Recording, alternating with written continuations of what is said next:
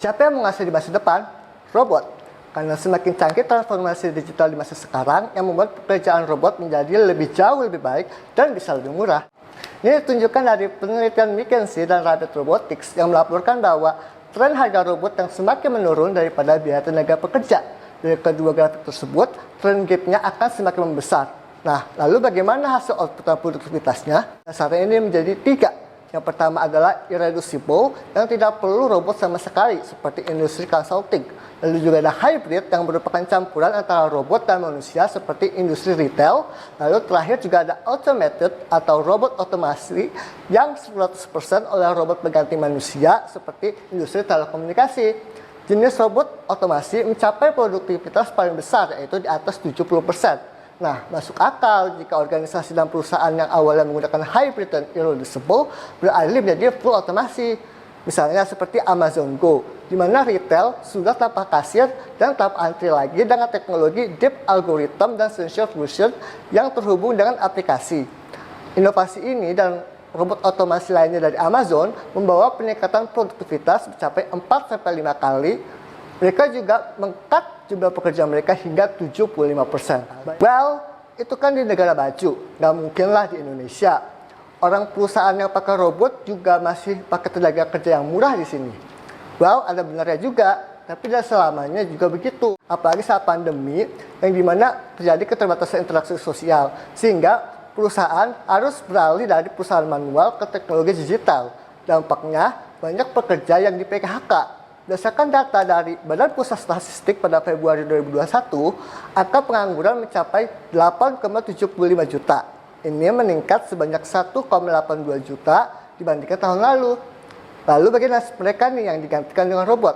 Beberapa pendapat mengatakan kita harus menggunakan pajak pada robot. Kajian tentang pajak robot Indonesia ini juga pernah dilakukan oleh Kadek Rama Maheswara dalam bukunya Should Indonesia Tax the Robot in the Era of Artificial Intelligence? Intinya, hasil penerimaan pajak tersebut akan menjadikan program sosial untuk mereka yang kehilangan pekerjaan.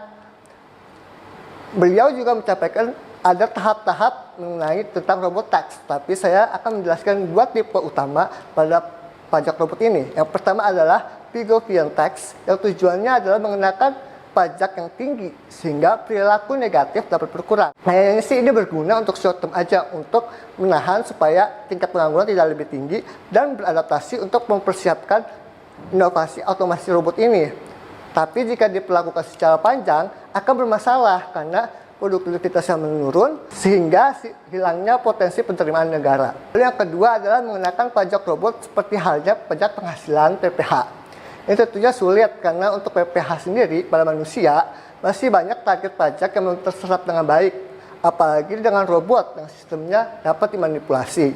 Jadi memang sebaiknya kita harus melakukan perbaikan dan reformasi struktur pajak dulu dan lalu akan diperkuat sehingga kita dapat mengenalkan sistem pajak baru seperti pajak robot ini. Adapun juga yang menyarankan untuk kebijakan yang bersifat non pajak atau yang dikenal dengan automation social policy.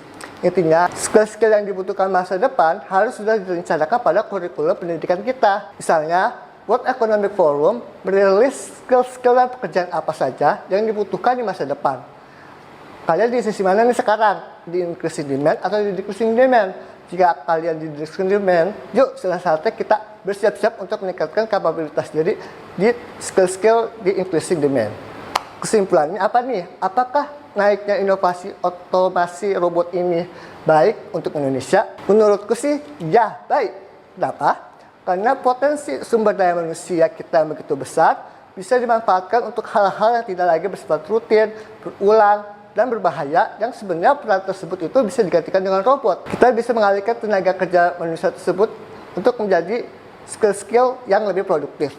Nah, inilah peran pemerintah dan kita semua untuk sama-sama memperbaiki sistem pendidikan kita.